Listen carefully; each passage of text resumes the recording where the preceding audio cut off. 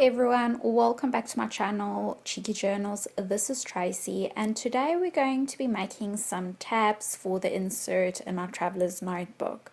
Now I've been wanting a tab punch for ages, but I just never can find one. I've been looking at craft stores, going up and down the aisles, and I've just never been that lucky to find one. And I have decided that maybe a tab punch is just overrated, and I love using a tool for multiple things. So I've decided to use the scallop punch to create some tabs. Now I am not punching out the whole scallop, I am just doing half of it, and you're ending up with this beautiful scallop design tab, which is absolutely gorgeous. And I've just done all of them out of scrapbook paper because it's got a beautiful design to it and it's very sturdy.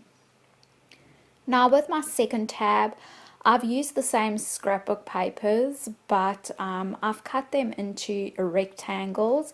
Now you can do this in different sizes. You can make them bigger, smaller, wider, more narrow, however you prefer. And I am just using a corner rounder, one of those beautiful tools again that you can use for different things, and I'm just rounding the two top corners, and you ending up with another lovely tab, a different design, a different look, but still very versatile. And you can use it on the side of your book. That's where I prefer using it, but I'm just showing you there that you can also use it at the top. Now the third way to make a tab is I've got these tabs from a Heidi Swap planner that I bought. I think it's called the Happy Planner, something like that. So she's got some of these tabs in there, and I am just using it and tracing around it. And yet again, I'm using scrapbook paper. Now for the scallop tab and for the corner rounded tab, I'm using scrapbook paper that's double-sided because when you attach the tab, you will see the front and the back part of it. So it's nice to have a design on both sides.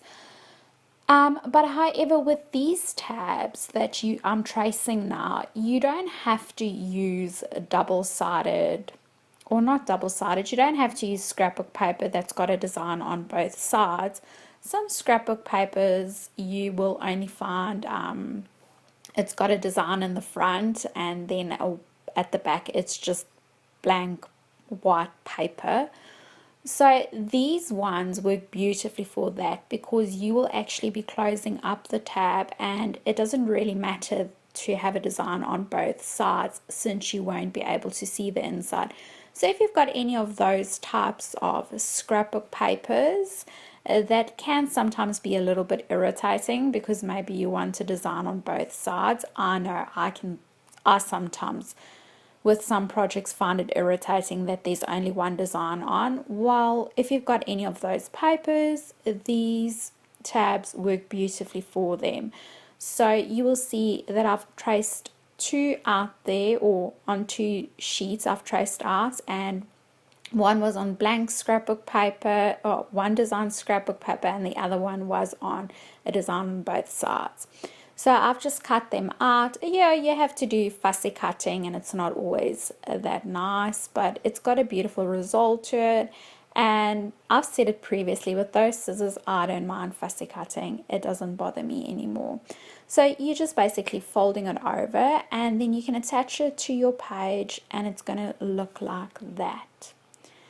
And it's nice to just have those different designs that you can pick from, and not all your tabs are looking exactly the same. Now for my fourth one, I'm just showing you that you don't even need any tools. You can make tabs also out of normal paper. With paper, I prefer folding it like this, cutting it, folding it, and then attaching it to the page, just because it becomes a little bit sturdier and it's lasts a little bit longer. You can do it with any type of paper that you would like to. This is just normal music paper. It's printed on lovely paper, and it's actually not very thin, it's quite thick, so that will also work beautifully. And actually this brown paper. I actually bought something and it came in that bag. Absolutely beautiful, and I thought that would look so pretty as a tab. Now you can also make tabs out of fabric. Now I haven't tried using my punches with the fabric, but I'm pretty sure it's not going to punch through it because it's more made for paper. So with the fabric punches, I'm doing exactly the same. I'm just trimming the fabric and getting a little bit of a rectangle, and then you can just fold it over and let it hang out of your book. Also a lovely addition to add to your inserts, journals, junk journals, whatever you prefer using. Now I also love making tabs out of lace or even any different types of textures that you can find.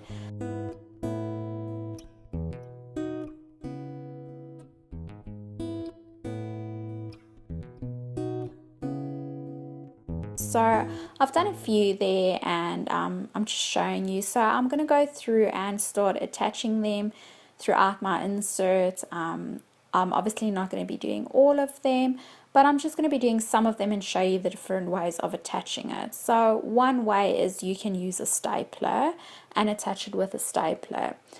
And you can also sew them to your journal. Now with this insert that I've got, it's already bound, so it's a little bit difficult to take this whole book and go to the sewing machine. So I've just put that tab through the sewing machine, and I'm using glue to attach it to the page, and it looks like it's been sewn into the book, which is a lovely effect. But if you are making your own journal and it's not bound yet, you can most definitely put it through the sewing machine. That's what I usually do, because you can just use that single paper and it will be so easy to put it through your sewing machine. So that is definitely the way that I prefer doing it, but this is just a little tip if you have a journal that's already bound. Now another way is just to use double-sided tape, and you can attach it to your tab and just fold it over. Also a lovely easy way. It's you don't really have a mess or anything, and you're still getting the same look. With my corner round tabs, I am just playing around and I'm trying to space it out properly so they don't cover each other too much. And you can really, so with attaching tabs, you can use many different things, whatever you've got. It can be normal glue. This glue that I'm using is a fabric glue. It's a glue that I really love. You can use a stapler, or you can sew it. You can use double-sided tape, and I'm sure there are many other ways of doing it that I just can't think of at this stage. You can also add some words to your tab. I've got this Tim Holtz washi tape, and I am just looking at which word or which color I would like to go onto that tab, and just cutting it off and basically putting it onto your tab. You can also use one of those Dymo labelers. You get the retro look. I thought that would look beautiful on it as well. Or you can just use a normal labeler that prints on sticker paper and type out your own words. You can write on it as well, or stamp something out. So the possibilities are really endless.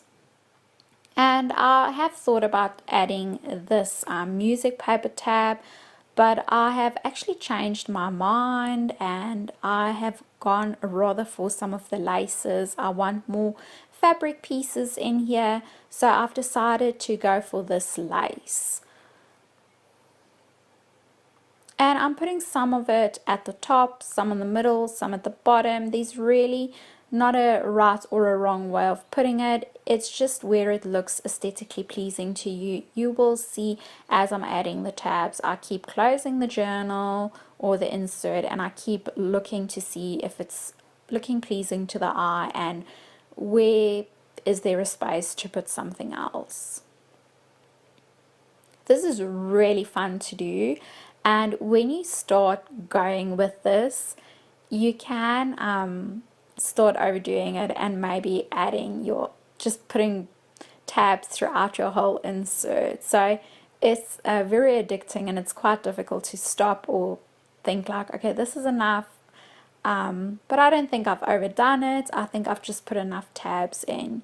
You can of course go with a color scheme and keep it in the same color, or you can use complementary colors, or you can just go crazy and use all different types of tags and colors and just make it your own with your own style. And I'm just using this beautiful fabric, and for the fabric I find that a stapler or a fabric glue works the best. And this is basically my video of attaching tabs to my journal. I hope that I've given you some ideas. This is definitely not a new concept.